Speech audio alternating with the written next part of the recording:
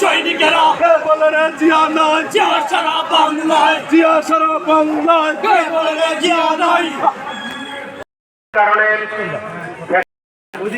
আসনের আগামী দিনের কর্ণধার সুযোগ পাবো। শুধু একটি কথা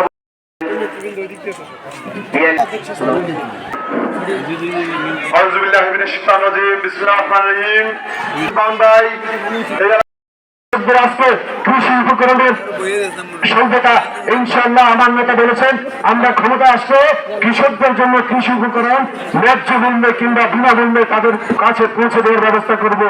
আজকে বাংলাদেশকে যদি আমরা উন্নতির চরম শিখরে দিতে চাই তাহলে আমাদের নারীর ক্ষমতায়ন বৃদ্ধি করতে হবে।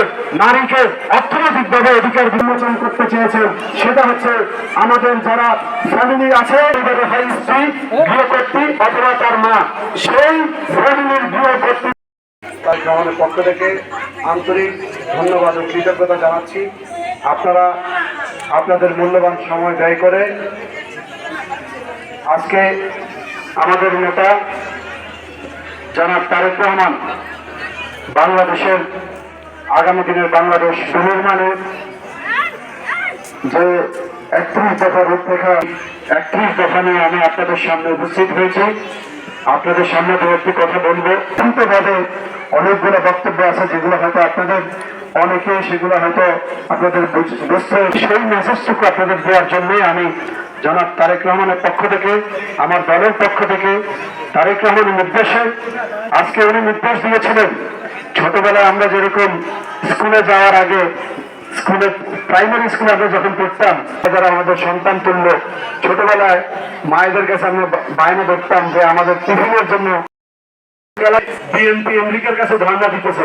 আর বিএনপির কোন বাংলাদেশের বাইরে বিএনপির কোন দালাল নেই, কোন প্রভু নেই। বিএনপি কখনো প্রভুত্ব বিশ্বাস করে না। বিএনপি আমাদের নেত্রী বলেছিলেন বিদেশে আমাদের কোন আমাদের সাথে কাজ করতে চায়।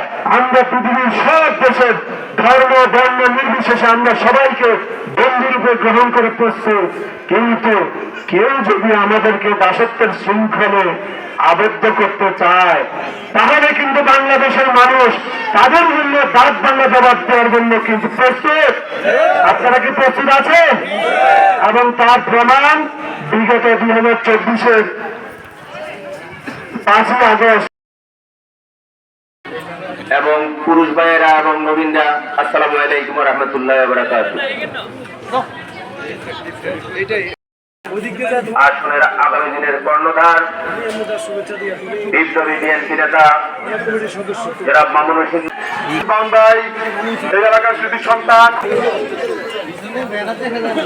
সাবেক ছাত্রতা সাতক্ষীর আমাদের পক্ষ থেকে আন্তরিক ধন্যবাদ ও কৃতজ্ঞতা জানাচ্ছি। আপনারা আপনাদের মূল্যবান সময় ব্যয় করে আজকে আমাদের নেতা জনাব তারেক রহমান বাংলাদেশ বিএনপি আমেরিকার কাছে ধর্ণা দিতেছে। আর বিএনপির কোন বাংলাদেশের বাইরে বিএনপির কোন দালাল নেই, কোন প্রভু নেই।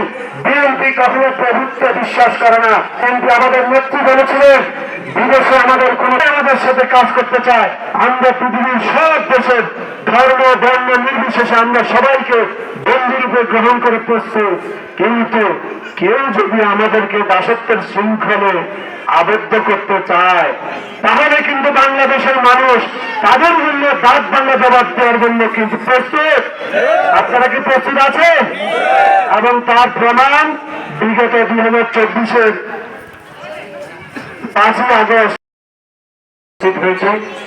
আপনাদের সামনে দু একটি কথা বলবো। দ্রুতভাবে অনেকগুলো বক্তব্য আছে যেগুলো হয়তো আপনাদের অনেকে সেগুলো হয়তো আপনাদের বুঝতে, সেই মেসেজটুকু আপনাদের দেওয়ার জন্যই আমি জনাব তারেক রহমানের পক্ষ থেকে আমার দলের পক্ষ থেকে তারেক রহমানের নির্দেশে আজকে উনি নির্দেশ দিয়েছিলেন ছোটবেলায় আমরা যেরকম স্কুলে যাওয়ার আগে স্কুলে প্রাইমারি স্কুলে আমরা যখন পড়তাম যারা আমাদের সন্তান তুল্য ছোটবেলায় মায়েদের কাছে আমরা বায়না ধরতাম যে আমাদের টিফিনের জন্য জনাব বাংলাদেশ জাতীয়তাবাদী দল বিএনপি ও কর্মী সমাবেশের মঞ্চে উপস্থিত রয়েছে এবং পুরুষ ভাইয়েরা এবং নবীনরা